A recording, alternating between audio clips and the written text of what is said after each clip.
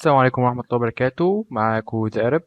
أهلا بكم في فيديو جديد، وإن شاء الله في الفيديو ده هنكمل البيلدينجز جاي بتاعت الفيديو اللي فات، وهنتكلم عن إزاي نبالانس الريسورس برودكشن بتاعتنا، وإزاي نمارس الهاي بيرفورمينج، وإيه الأفضل إنه يتبني من المينتس هوسبيتالز ولا أرمي تانس.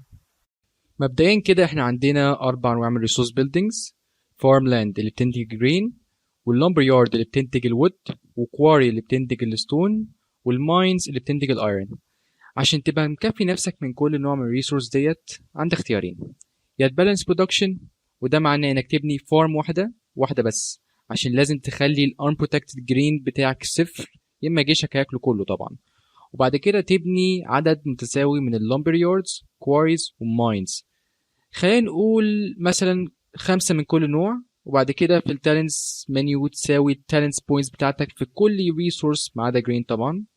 الاختيار التاني بقى اسمه هاي بيرفورمينج. هاي بيرفورمينج ده معناه انك تركز الانتاج بتاعك كله على ريسورس واحد بس، وده من خلال انك تخلي كل الريسورس بيلدينج سلوتس زائد التالنتس بتاعتك متركزة على نوع واحد بس من الريسورس، وده هيديك انتاج هائل من الريسورس ده اكتر بكتير ما ممكن تتخيل. وطبعا انتوا بتقولوا دلوقتي طب هعمل ايه بقى في باقي الريسورسز اللي محتاجها طالما مركز على نوع واحد بس؟ هنا بقى بيخش الالاينس بانك بتاعك. انت بتركز على نوع واحد بس من الريسورسز، هيبقى عندك زياده يوميه بالهبل. ساعتها هتبعت الزياده دي للالاينس بانك بتاعك مقابل اي ريسورسز تانية في اي وقت تحتاجهم. بس برضو انا انصح ان يكون عندك على الاقل 2 بيلدينجز من كل نوع اخر ما عدا جرين طبعا، عشان يكون عندك على الاقل بيس برودكشن تعرف تبني عليه. والايام دي في جاتويك في ناس كتيره جدا بتجمع الهاي بيرفورمينج مع الت اكونتس، والحد علمي ده مسموح به بجاتويك، بس هياخد منك وقت كتير عشان تبني حتى واحد منهم يديك كفاءة عالية. لكن ان يكون عندك كذا الت هاي بيرفورمينج، مثلا واحد لكل نوع من ريسورس، هيخلي ان مستحيل يكون عندك نقص في اي ريسورس بعد كده. وممكن حتى تزود ميني بانك الت ليك وتبعت الانتاج اليومي بتاعك ليها عشان تبقى ضامن لك قرشين اليوم الاسود زي ما احنا بنقول. انا شفت الايسيس كتيره جدا بتطالب كل واحد من الممبرز بتوعهم يبني هوسبيتالز على قد ما يقدر، ودي حاجة مش كويسة لكام سبب.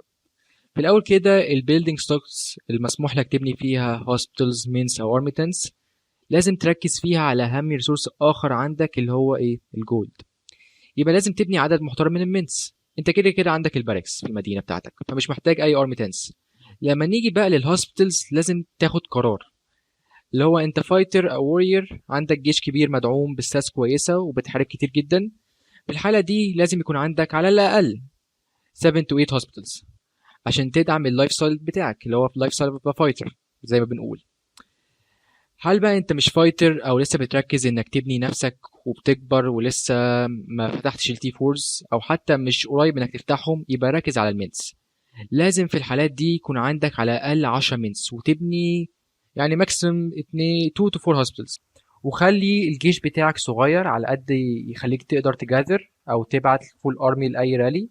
وبرضو اوعى تصرف اي دايموندز او سبيد ابس على تروب تريننج نهائيا، عشان كده كده العدد الهائل من المينس اللي عندك هيخليك تترين بسرعة هائلة.